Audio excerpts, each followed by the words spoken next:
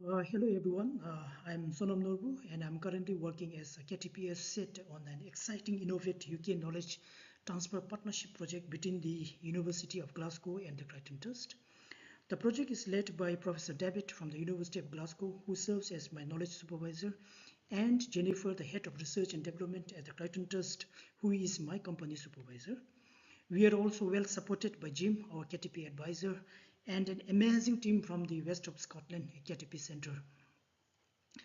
Well, the Crichton Trust is a social enterprise and heritage charity dedicated to preserving and enhancing the Crichton Estate, a historic site with over 160 SMEs spread across 27 buildings and 85 acres of heritage parkland, located at Dumfries, the south of Scotland. Our project addresses the complex challenges of decarbonizing the diverse assets by developing a building and energy data architecture. Philosophically, I like to frame our work as clipping off the embodied carbon from sandstone heritage buildings. This is an overview of my presentation today. The primary objective of the KTP project is to leverage cutting-edge digitalization strategies to achieve operational optimization and carbon reduction. These are the major challenges addressed in this KTP project. In our approach, 2022 serves as the baseline established through the Crichton State Carbon Footprint Analysis. Our target is to achieve net zero by 2030. Buildings, particularly their heating systems, were identified as the most carbon intensive. Consequently, this KTP project focuses on building decarbonization. To decarbonize heat, we propose the adoption of renewable low carbon sources primarily through a district heat network supplemented by innovative plug and play heat sources such as hydrogen, biomass and waste heat. Additionally, we aim to reduce operational consumption through building fabrics improvements and the integration of low carbon generation to offset increase electricity demand from technologies like the heat pumps. However, the district heat network requires further study, especially considering the challenging of transitioning heritage buildings to low temperature heating systems. Fabric upgrades are costly and moreover, Crichton faces unique challenges with its heritage listed structures. Therefore, our focus in this KTP project has been on exploring the fine-tuning and low-cost interventions with an emphasis on digitization for decarbonization. We are currently innovating digital services to prepare the entire state and the community as a whole for a low carbon network transition. Let me walk you through the cyber-physical energy system architecture we have implemented at the Crichton Trust. It mainly consists of 4 distinct layers. First, we have the asset layer where all the physical sensors and monitors are deployed. Moving up, we come to the integration and communication layer, which converts physical signals into data and transmit them via various communication protocols. Third layer is the information layer responsible for data conversion, storage, and visualization. Finally, we have the function layer, and this layer is divided into 2 parts. First, the standard functions such as machine learning and non-expert services, and the second is the expert functions which perform more specialized tasks. By separating computationally intensive standard functions from the expert functions, we have optimized hardware usage and improved maintenance efficiency compared to the traditional methods. Now I will present the web portal developed for the Crichton Trust built on our cyber physical energy system architecture. This is a comprehensive web portal that we have developed for the Crichton Trust. All the sensors and monitors that we have established at the Crichton Trust are the overview of that has been described here. So you can see all the sensors and the monitors that we have along with the data resolution that we are monitoring at the moment. And this shows the exact physical location of the sensors and the monitors and all the digital assets that we have for the Crichton. So any planners or any state managers, they want to know exactly how we have placed and where the placements are, then they can zoom into it and then look into it. For instance, this is the building that I'm exactly in right now. So here you can see different digital assets that we have in this building that we are looking at. So this is the live thing. So even looking at the coverage, you can see that actually the LoRaWAN is quite amazing, that we are able to cover quite an entire area. And then this is an area that we have a real-time visualization of the data that we are monitoring. So we can see that we have the indoor environment monitor, gas boiler monitor, and the outdoor environment monitor, along with the dedicated weather station and air quality monitor. And then building wise, so we have looked into it and segregated into the carbon intensive buildings that we are monitoring, and then we have a building wise monitor. So for instance, if you look into it, this shows the indoor parameters of all the buildings that we are monitoring right now. And here we can see that, for instance, this EB14 is corresponds to a swimming pool. We have one swimming pool in one of the buildings. So that's why the room temperature is always high. So that's why you can see that it's always constant.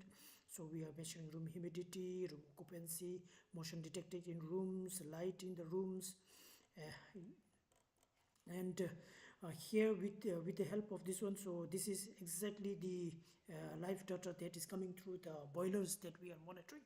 For instance, this is the boiler that is, so whenever somebody turns on the space heating or whenever the hot water is on, so that means the power is on, and this is where, so right now the boiler is on for this case. Now if you look into for this, in this case, for instance, in the charged boilers, right now the charged boilers is turned off, so that's why the power is off, and then the energy remains constant, right? So as and when there is somebody turns on the space heating or hot water is on, then there will be a power consumption, and then the energy will increase. So this is exactly the data that is coming through that one.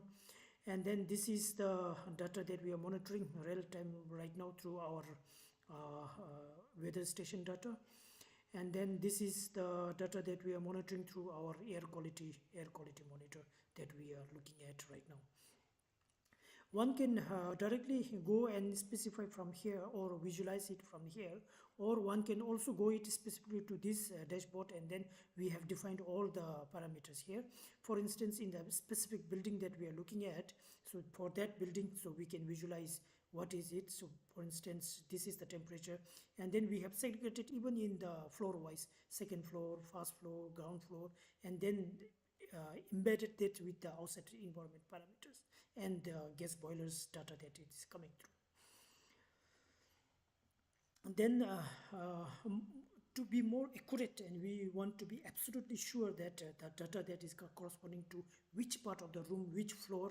So for that, we have exactly the coding that we have here, and this coding corresponds to the location of the sensors that we have. So if somebody really are confused and they want to know exactly which part of the room that we are corresponding, so this coding will correspond with the code that we have here, and we exactly know which room that the sensors are being placed. So we have brought the floor plan into it, and then exactly somebody can point out and see where the sensors are being placed.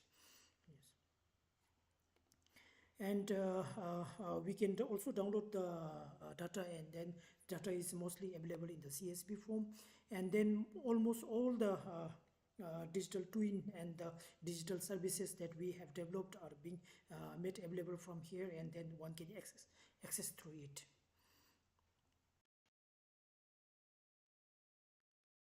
Next, I will highlight on two digital services we have developed to improve the system efficiency.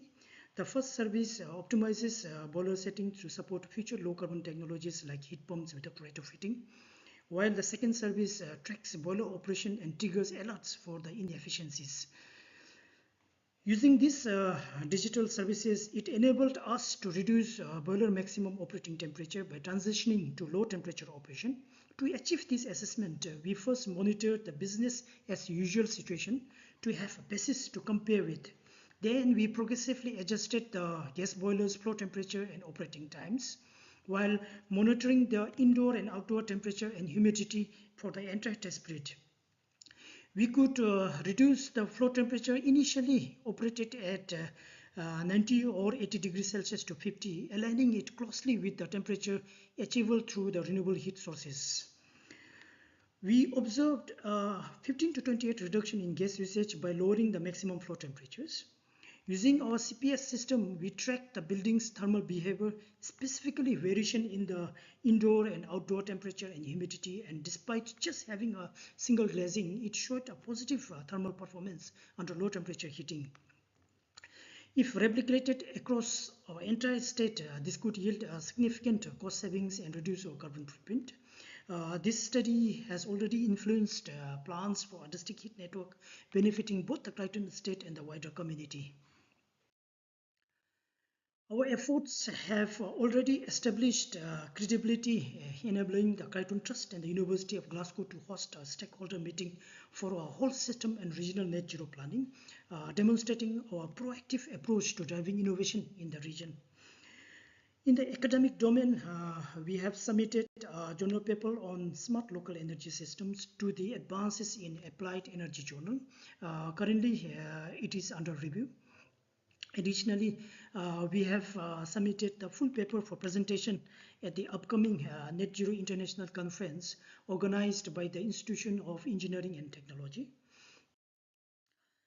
Our KTP initiative has been instrumental in fostering collaboration with various projects and stakeholders. Our CPS facilitated a partnership with the University of Glasgow's CSI Research Group for Smart Space Management. We are also exploring the replication of our work at the University of Glasgow's main and extended campuses.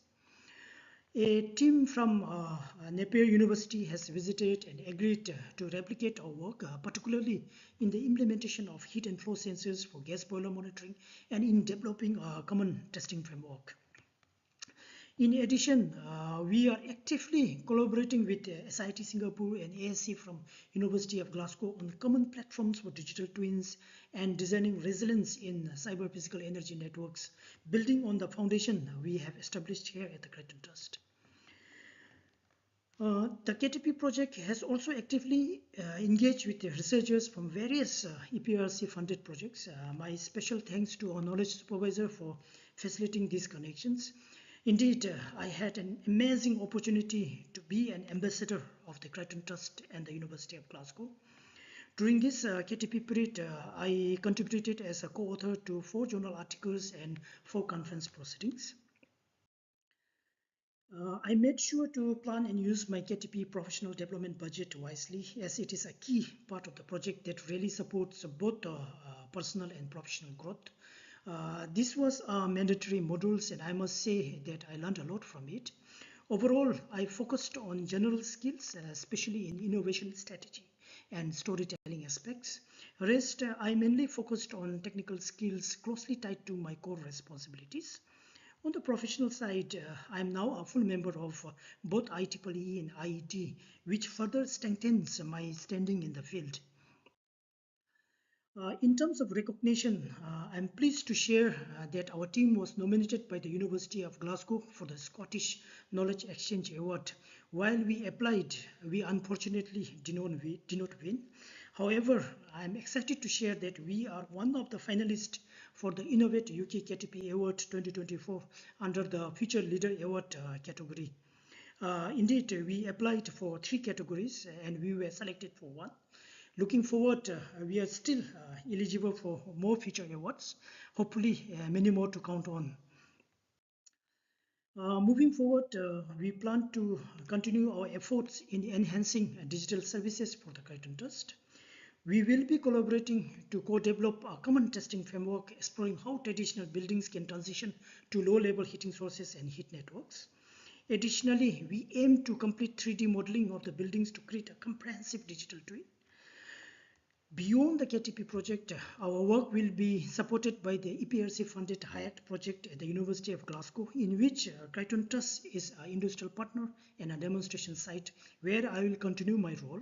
This ensures a smooth transition from the KTP to the future initiatives.